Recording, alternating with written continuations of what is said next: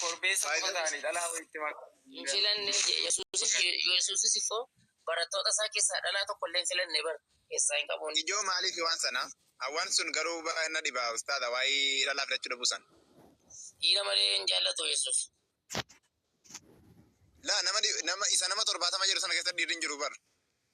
Hin jiru hin jedhe 70 keessas hin jiru 12 keessa illee dubartiin hin jirtu. Dhiifamaa wajjin dhalaan keessan keessattis amaanaa dadhamtee dhuma dhiifamte dhiisaatiis.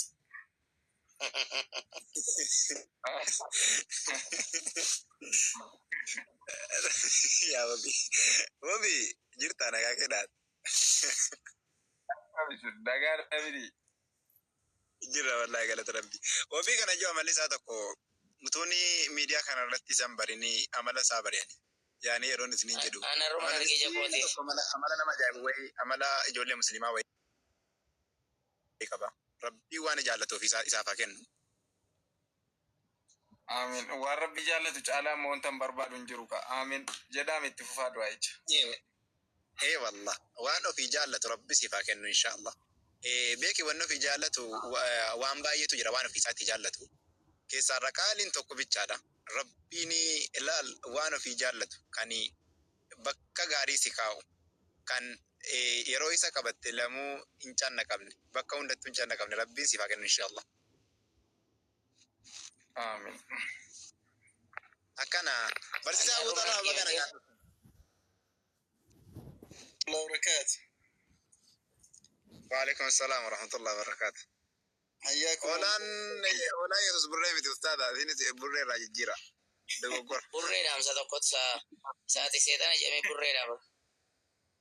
Maa isin hunduma ishee burree gootaniire. Tokkos jira minni seexana na dura ture inni jeen tokkos jira. Aya Petros immoo ya rabbi Allah.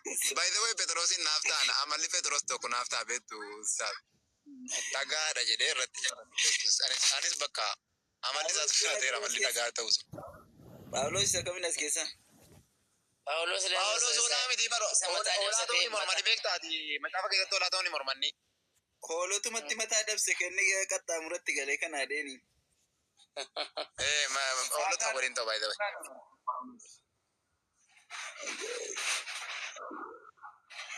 Ani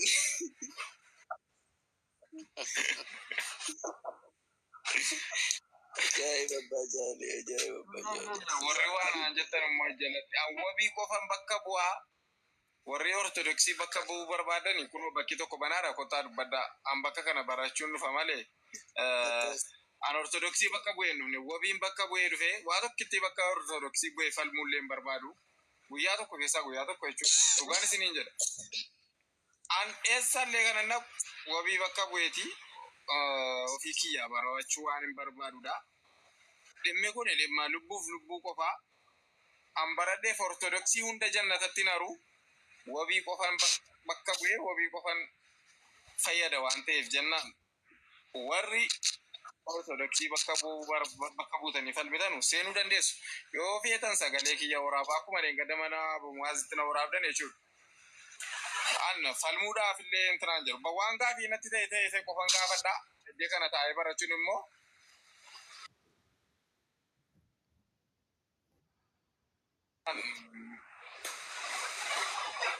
wabii qofa bakka bu'aa jechuu barbaadeetan waan jedhinaa jalatti. Ammuma dha biliyoon yeroo miti fagoo miti. Indee wabii. Wabiin nagaa miti ammallee. Ustaadha wabii kana beektu turtanii. Ani haruma wabiin hin fayyine ustaadha inshallah.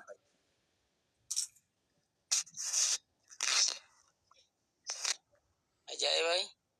Ustaadha mdiin jiru laata seensisa. Aha irra keessa jiru. Irra keessa taa'anii isaanis jalatti tokko fide mucaa jedheen mucicha ustaadha mdiitiin mucaa jedheen tokko isa fidanii achuma miliqan. Jirai nisa bu'ee inni baalla. Dhufee tokkichi joon jee gaaficha. Ajaa'iba. Ya salam, ya salam, ya salam.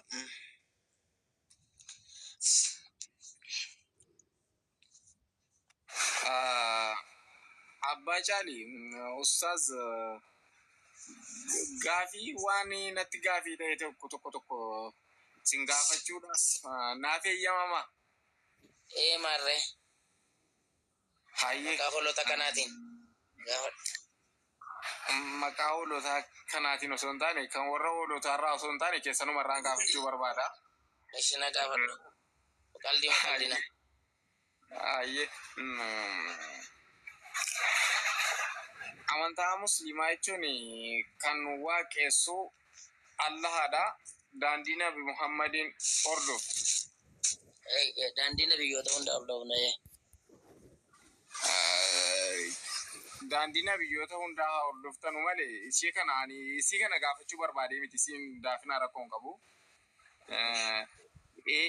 Naan jira karuma Nabi Muhammad jechuudha rakkoon qabu. Wama sanarraa isin gaafachuufani malee warri kaanoo isiniin jechuufi miti. Jechuun waa sirreessaa deemuu godha beektaa waa sirreessaa deemuudha. Inni jechama qofaadha. Ani amma achi keessatti waan hin beeku tokko nan qaba. Neetworkiin kan kooti moo kan isaatii? Kiyyaadha natti fakkaata. Diimessee nagadhiisaa jiru kooti. Kan lamaan keessanii hojii Keessanii abdaan. Isin lammanuu ni jira. Kan abbaa caalii dhageessuu yoo dide malee. Dubbadhaa warri itti hojjetanii sammuu. Ayyee gabaabumatti ani daandii Nabi Muhammadin yeroo hordoftanu keessatti waan Nabi Muhammad godhan hunda isaa gochuun isin irratti waan isaan hin goone gochuun immoo bidaadha yookaan hin barbaachisu jechuudha. Waan isaan godhan hunda gochuutti isa jedhu kanarratti itti amantu miti.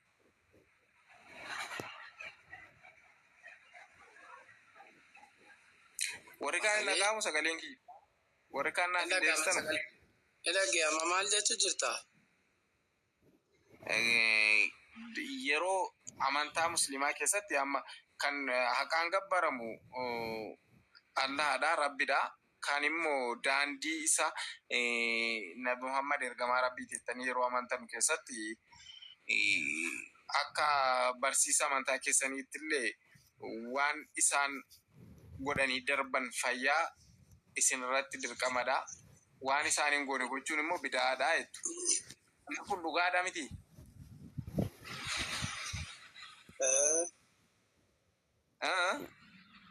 Dhugee.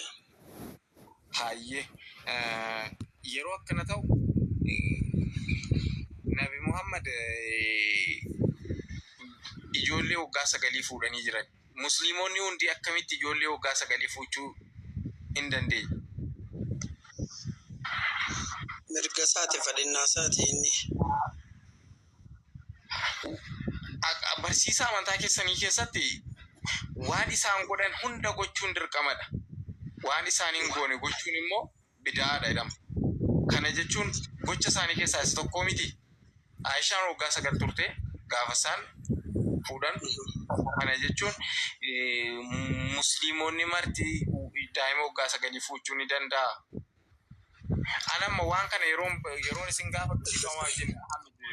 Nabii kudhiisuu dandeessanii nama siyaasa amantaallee oliif gadi oofuu miti, nama bakka bu'eellee waa tokko namaaf falmuu miti.